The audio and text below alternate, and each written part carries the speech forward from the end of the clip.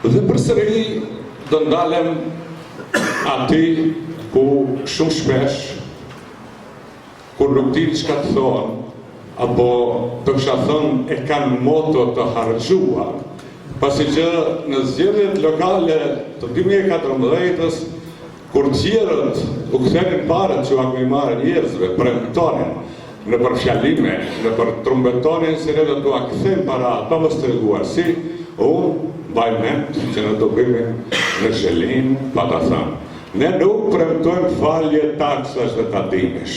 Ne nuk premtojmë falje të mjeteve, por ne premtojmë ndërtim të atyre objekteve, ndërtim të ujësjellsave, ndërtim të kanalizimit. Dhe populli u atregoi vendin.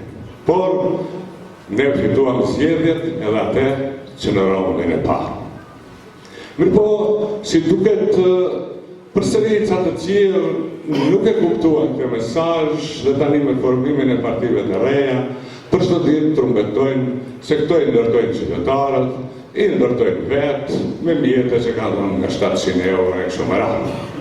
Unë jam falënderues edhe gjithmonë jam falënderues. Ju qytetarë bashkë me mu ishim iniciues, ishim katalizator të këtyre ndërtimeve.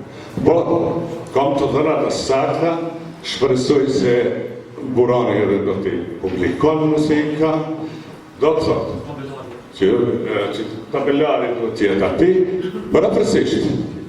Nëse kanalizimet janë 4.800.000 euro, për qytetarëve janë rreth 800.000 euro, apo një përqindje atje 17.25.